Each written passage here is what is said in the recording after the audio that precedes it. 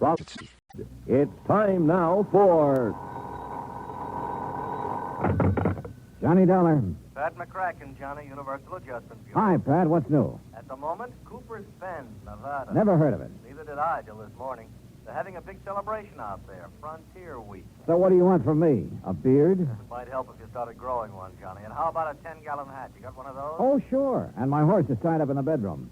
Now, look, what's this all about, Pat? Well, from what I can gather, Cooper's Bend was just a sleepy little western town dying on its feet. That is, until last week. So what happened last week? A publicity man named Bill Williams organized this Frontier Week to wake the town up. I guess somebody out there doesn't like being waked up. What do you mean? Oh, looks like somebody's trying to put Bill Williams to sleep. The hard way. I'll be right over.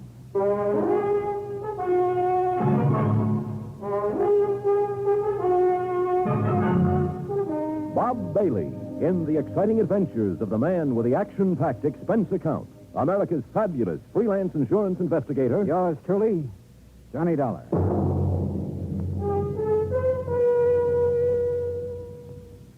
And now, Act One of yours truly, Johnny Dollar.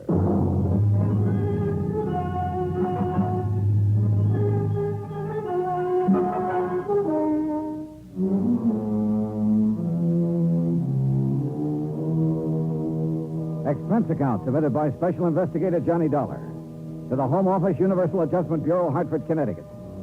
Following is an account of expenses incurred during my investigation of the killer's brand matter.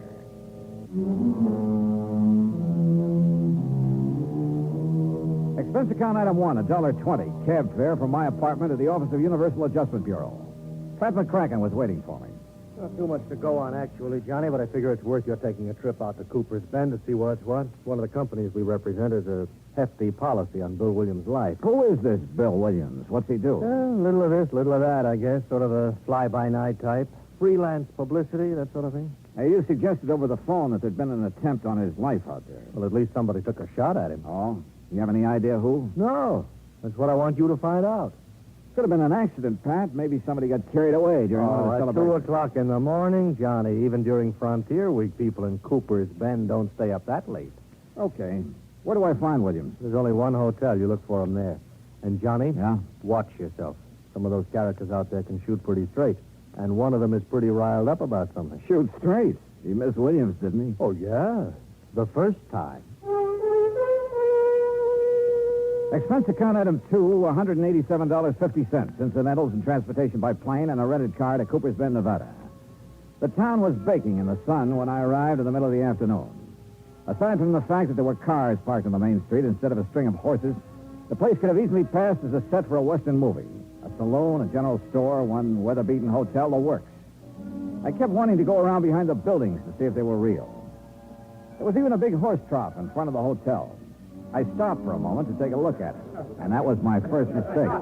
Suddenly, I heard a crowd bearing down on me. Come on, let's get him. Hey, look at him, a real dude. Lay off him. This is kid stuff. What do you mean, lay off of him? You know the Frontier Week rule. Hey, look, what's this all about? Come on, mister, off with your shirt. My shirt. Now, just a minute. The rules, partner. Anybody on the street without a 10-gallon hat during Frontier Week gets sunk in the horse trough. Yeah, well, look, I just got into town. How am I supposed to know the rules? Well, this is one good way of finding them out, stranger. Anybody want to sell me a 10-gallon hat quick? Too late, buddy. Well, he's got a sense of humor anyway. Come on, I'll help you off with your shirt, stranger. Okay. That's it. Now, Just take it easy, partner. Take it easy. welcome to Frontier Week, partner. Oh, thanks. Thanks a lot.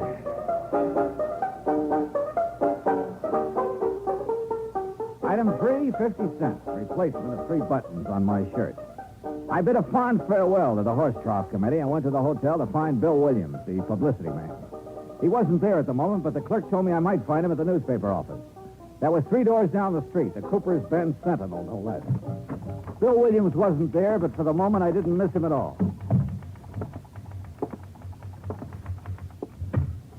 Oh, hello. Well, hi. You must be Miss Cooper's Bend Frontier Week. Ha. You run the paper? Wrong again. I just work here. Well, I'm not doing very well so far, am I? Oh, I don't know. Don't give up. Oh, I won't. My name's Johnny Dollar. Lois, Johnny. Well, I'm looking for a guy named Bill Williams, Lois. Do you know him? Yeah, I know him. Where can I find him? Well, this is as good a place as any. He ought to be here soon. Last I saw him, he was with Fred Kirby, Kirby? the editor of this paper. The two of them were all wrapped up in further plans for our glorious Frontier Week. I gather Frontier Week doesn't appeal to you. It's a two-bit idea, like everything else about this town. Oh, here's Fred. This is Johnny Dollar, Fred Kirby. Well, thanks, but we've already met. Mr. Kirby was one of the boys who helped me take a swim in the horse trough a couple of minutes ago. All in fun, Mr. Dollar. Part of Frontier Week. Yeah, sure. Kirby, I'm looking for Bill Williams. Oh, he's out making some final arrangements for the rodeo this afternoon. He ought to be back in a few minutes. Okay. Any place I can get a cup of coffee while I'm waiting? Oh, sure. 4 doors down the street. You can't miss it. I'll show you where it is, Johnny. Fine, thanks. I thought you had some work to get out, Lois. It'll keep. You don't mind, do you, Fred? Oh, no, of course not. Take your time. As we left, I could sense an undercurrent between Lois and Fred Kirby. And I could see his point. Matter of fact, though, undercurrent was too mild a word for Lois. Item 3, 20 cents. Coffee for Lois and me. You going to be in town long, Johnny? Oh, it depends. How long does Frontier Week last? This is the last day. Oh. Rodeo this afternoon, dance tonight. That ends it. Then the town goes back to sleep, huh? Probably. I won't be here to watch it, though. Oh, where are you going? Away. As far away as I can get. Come on. For good. Well, how about your job? You mean the paper? That's a job? I think I can get along without it. How about the editor? Can he get along without you? Fred Kirby? Sure, why not? I don't know. I thought he'd Where you attended... been, Lois? I've been looking for you. Having a cup of coffee, obviously. This is Johnny Dollar, Dan. Dan Biggers, Johnny. Owns a ranch near here. Darling? Hi. Look, Lois, about the dance tonight. What time will I pick you up? Oh, I don't know about the dance, Dan. I don't know if I'm going or not. We're gonna go, Lois. Look, Dan. I said we're gonna go. Oh, for heaven's sake. Thanks for the coffee, Johnny. Lois! You know, Biggers, if you don't mind my saying so, that approach doesn't seem to go over so well with her. Yeah? Well, I do mind your saying so. I don't need any advice from you. Okay. And just for the record, Lois and I are engaged. Oh, congratulations. Don't get funny with me. Oh, now, easy, Biggers. Simmer down. You simmer down, Dollar. What do you mean? I mean, stay away from Lois. Are you kidding? So I bought her a cup of coffee. Anything wrong with that? You heard me. Stay away from her. One thing about Lois, she sure had the knack of stirring people up. The news that she was engaged to Biggers was quite a surprise, though, and I wondered if she was as eager about it as he was. If so, she didn't show it. But all of this wasn't getting my job done, which was to find out who'd made the attempt on Bill Williams' life. I went back to the newspaper office, and pretty soon he came in. He turned out to be the gent who'd supervised my dunking in the horse trough. Well, you're probably not feeling very kindly toward me at the moment, Dollar. Why not? You come all the way out here to protect me and get thrown in the trough right off the bat. I didn't know who you were. Look, you better get yourself a 10-gallon hat so it won't happen again. Don't worry, I'm going to. As I understand it, Williams, this Frontier Week was your idea. Yeah, I was driving through here on my way to Frisco a few weeks ago. The town was dead on its feet, but I could see the possibilities of waking it up. So I cooked up this scheme. The town went for it. How come you were so interested in waking the town up? For the dough, what else? I get 10% of the gross on the rodeo, dance, and other celebrations. I figured to get close to 1,000 out of it, and frankly, I can use the money. I see. Well, how about this attempt on your life? Come on, out back, I'll show you. Show me what? My car. There it is. Take a look at the windshield. Yeah. Bullet hole. Mm-hmm. How did it happen? I was driving along the road just outside of town the other night, and all of a sudden, whammo. And I got a pretty good idea who did it. Oh. The rancher, Dan Biggers. Oh? Why? I smiled at Lloyd. Oh, now look, touchy as big as is about Lois, that's not enough reason for Oh, him. wait. She smiled back at me. Is that all there was to it? Of course it was. You think I'm crazy or something? The trigger-happy Biggers is so jealous of her he can't see straight. I'm not stupid enough to get mixed up in anything like that. Yeah, he's jealous, all right. Lois and I worked together at the newspaper office on some of the publicity for Frontier Week. Biggers didn't like that. Speaking of the newspaper, do you know the editor very well? Oh, Fred Kirby? I met him when I first came here, is all. Why? He's been keeping an eye on us through the window ever since we've been standing here. Oh? You think he might be interested in Lois? It wouldn't surprise me. He makes that job of hers on the paper pretty easy for her. After all, it wouldn't be hard to be interested in Lois. No, I'm sure it wouldn't. Well, you'd better quit driving around the roads at night, Williams. Don't worry. Ever since it happened, I've been staying right here in town at night with the bright lights. I think I'm home free now anyway. Yeah? The dance tonight winds up Frontier Week. Tomorrow noon, I get my share of the dough, and then I'm leaving. Yeah, Lois mentioned something about leaving town then, too. Yeah, she used to make noises about leaving when we were working together. I doubt if she means it, though. I think she's just trying to get Biggers riled up. That isn't hard. Now, wait a minute.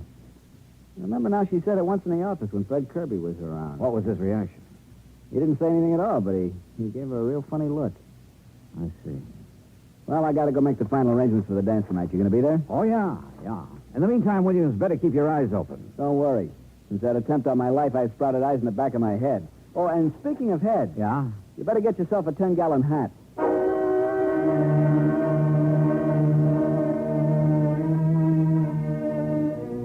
Very good advice. I had no desire to get dunked again. I started across the street toward the general store, then realized my mistake. There was the reception committee again at the horse shop. I had to get to that store fast. I almost made it, too. Steady, fellas. Oh, well. Expense, item 6, $15 for a too-late 10-gallon hat.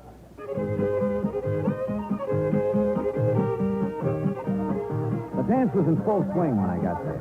I didn't see Lois at Biggers. Looks like he didn't get that date after all. Pretty soon I spotted Williams near the bandstand. When he saw me, he came over. The crowd, Dollar. There are more people in Cooper's Bend tonight than ever heard of the place before Frontier Week. Man, I'm really going to clean up. I stayed around a while, watching Williams happily counting noses and adding up his 10%. Then I went back to the hotel. There was a message there from Lois. She wanted to see me. This I didn't get, but she'd left word it was important. She'd also left directions for getting to her house, so I drove out. It was outside of town on a back road. The lights were on. But nobody answered my knock. I waited a while, then tried the door. There was a fire burning in the fireplace, and the room looked very cozy. All except for one thing. Lois. She was lying in front of the hearth, and she was very dead.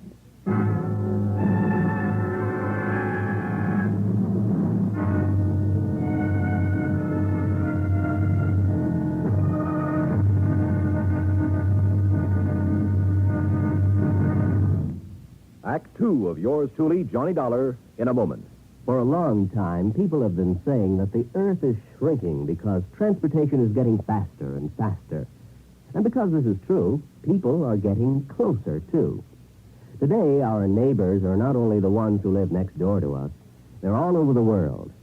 It is axiomatic that one should help his neighbor. But Americans have gone a step further. In addition to individuals helping individuals, now many American cities help many other cities through the Sister City program. Now, perhaps you've heard how it works. If not, here's an example or two. In the fall of 1959, a large area of Nagoya, Japan, was struck by a devastating typhoon. Her sister city, Los Angeles, California, sent tons of relief materials to Nagoya by way of an Air Force plane headed for the area.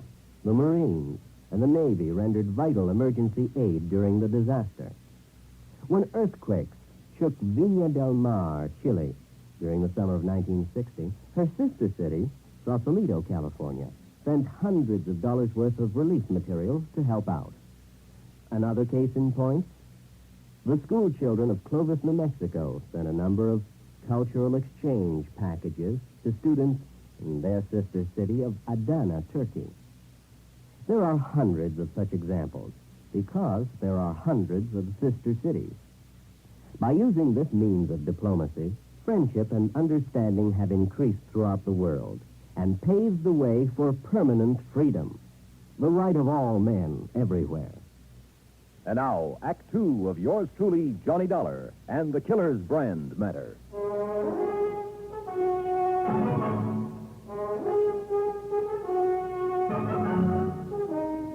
Lois, dead, lying on the floor of her living room in front of the fireplace.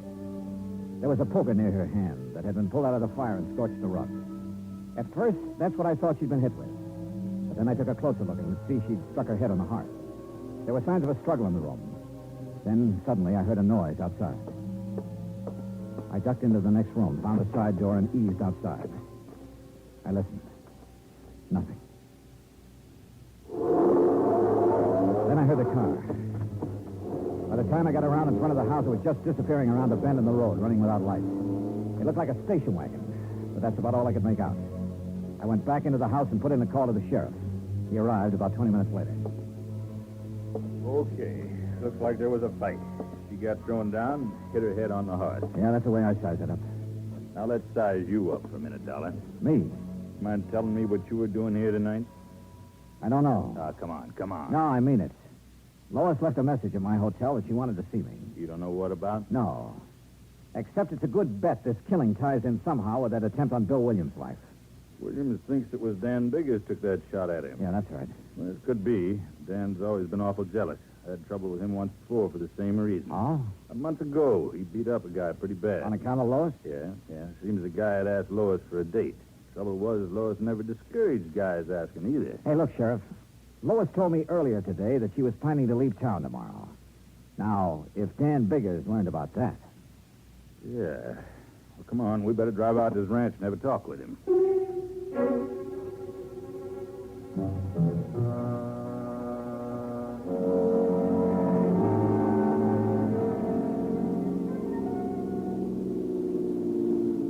There's the gate, Johnny. Ranch house is up on the rise. Yeah. No lights on up there. You think Dan might have cleared out? Hey! Came from that clump of brush over there. Hold it right where you are, Sheriff. I've got you covered. Now, don't be a fool, Dan. You drop that gun and come out of there. I said hold it. Came to take me in, huh? Well, I'm not going just now, Sheriff. Look, Dan. First, I'm going to find out who killed Lois and take care of him. Then you can question me all you want. Very interesting you should know about the killing already, Dan. I can think of one reason you might. Guess again, Dollar. I was in town when the call came in. One of the deputies told me about it. I figure it differently, Dan. You found out Lois was going to leave town tomorrow. Lois, leave.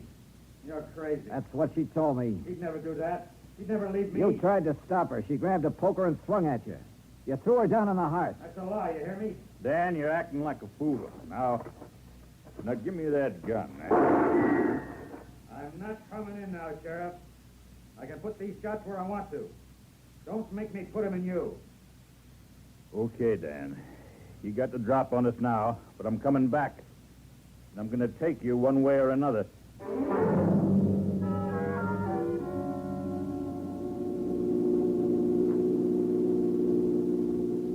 You know, Sheriff, I can't help feeling kind of sorry for Dan. Yeah, he always did have a knot in his brain where Lois was concerned. You really think he killed her?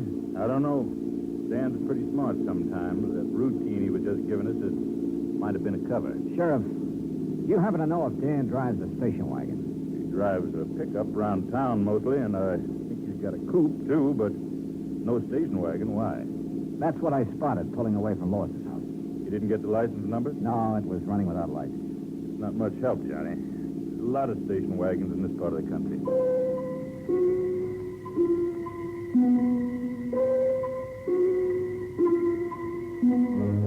Expense account item 8, $1, 2 drinks for me, while I tried to put some pieces together. However much I shifted them around, they still seemed to add up to Dan Biggers. But somehow I wasn't convinced. If he was the killer, why hadn't he taken off? Of course, maybe he figured he couldn't very well leave his ranch. So I went round and round again and ended up nowhere. I started thinking of other possibilities. Bill Williams, for instance. I'd seen him at the dance, but he could have left for half an hour and nobody'd have missed him in the crowd. But why? I couldn't figure any motive for him. And then I thought of Fred Kirby, the editor. Yeah, he might be worth talking to. So I went to the newspaper office. Kirby and Bill Williams were there. Any idea who killed her, Johnny? I don't know, Williams. That's what I want to talk to the two of you about. I'll bet anything it was Dan Biggers. What makes you so sure, Kirby? You saw him around Lois. You know the way he was. Question is, if he did it, why? Lois said she was leaving. Maybe he couldn't stand the idea. He claims he didn't know she was planning to leave. That's a lie. Oh, is it? I heard her tell him once right here in this office. You know, it's quite a coincidence. What's that? Lois was going to leave town tomorrow, Williams. So were you. You weren't by any chance going to leave together now, were you? Now, look, G-Man, I told you there was nothing between us. You think I'm a jerk to go fooling around with her knowing what Biggers was like? Sure, she kidded me about, what was it, Kirby? Hitching a ride to Frisco with me? Yeah, here in the office once. Williams just laughed it off, and that's all there was to it. Hey, wait a minute. If Biggers happened to hear about it...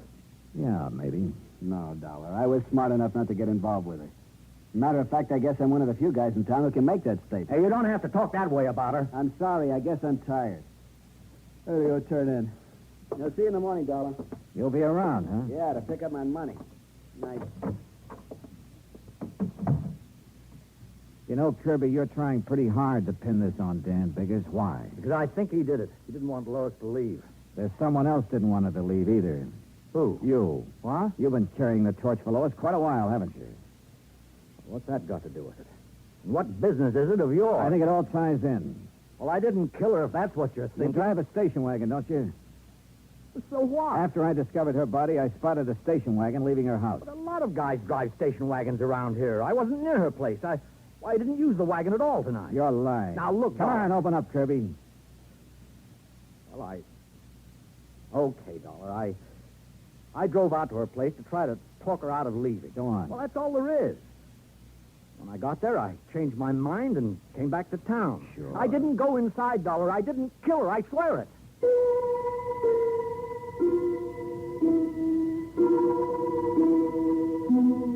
I called the sheriff, and he took Kirby in for further questioning. But by morning, he hadn't changed his story. Oh, he admitted being at the scene of the murder, but that's all he'd admit. He was still a big question mark, and we were still nowhere. The sheriff went out to Biggers Ranch again, hoping Dan would give himself up peaceably if he knew Kirby was in custody. I had a cup of coffee and went outside. Bill Williams was in front of the hotel. Anything new on the killing, Johnny? Well, you know Kirby was being questioned. Yeah. Surprised me at first, but then I got to thinking, he's a strange guy. He doesn't say much, but there's a lot going on inside, particularly about Lois. Yeah. Did you get your cut of the dough from Frontier Week all right? Yeah. Well, I'm sure glad it's over. That killing last night turned the whole deal sour. I'll be glad to get the taste of this town out of my mouth. Uh-huh. When are you leaving? I told the sheriff I'd be around in case he wants me for further questioning. I'll leave when he says the word. What's with the crowd heading this way? I don't know. Okay, Williams, we got it last. What are you talking about? You ain't wearing your 10-gallon hat. That sure looks like a horse trough you're standing next to. That's right. Now, look, Frontier Week is over. You thought the idea in the first place. We thought you'd like to die. I'm in no mood for jokes this morning. I'll lay off. Can't you take a joke? No, not this morning. I'm sick of the whole idea. I said lay off, and I mean it. Let him alone. Guess he just can't take us all to medicine. The crowd broke up and drifted away, and the street went to sleep again. But all of a sudden, I woke up. I thought of that hot poker I'd found lying near Lois's body, and a couple of things added up fast. Sure, it was a wild idea, but it was worth a chance. Bunch of jerks. Hey, you know, Bill, when I first arrived in town, you ducked me in this horse trough because I wasn't wearing a 10-gallon hat. Yeah, it was part of Frontier Week. Well, you're not wearing a hat now. Look, like I told those guys, Frontier Week's over. I still want to return the compliment. Am I going to have trouble with you too, Dollar? I guess you are, because I'm going to duck you in that trough. Take off your shirt. Now, look, stay away from I me. said take it off. Get your hands off of me. What's the matter? You afraid to take it off? What are you talking about? Let go. I said let go. Where? What do you know? A nice big burn on your chest and on your arm. A few scratches, too. Lois did that just before you killed her. Branded you. Okay, smart boy, there's a gun in my pocket and it's pointed right at you, so just relax. You were a lot more involved with Lois than you were letting on, Williams. Why did you kill her? I was trying to shake her. She wouldn't shake. She wanted to go with you, huh? Yeah, and that would have been just great, dragging something like her with me to San Francisco. That's a real sweet thing to say. I suppose you said it to her, too. That's when she grabbed the poker. Come on, Dollar, we're getting off the street. Now move. My hand was beside the horse trough. I scooped the water right into his face. The shot went wild, but his chin was wide open.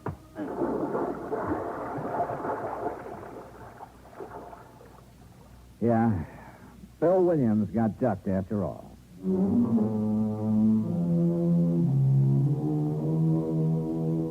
Expense account item 10, $183.50. Transportation and incidentals back home. Total expenses, $528.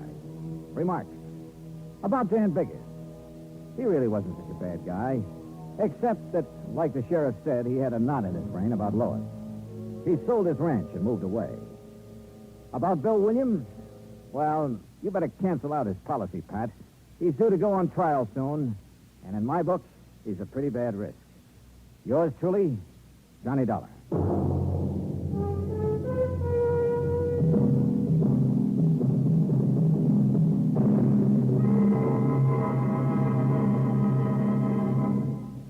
Our star will return in just a moment.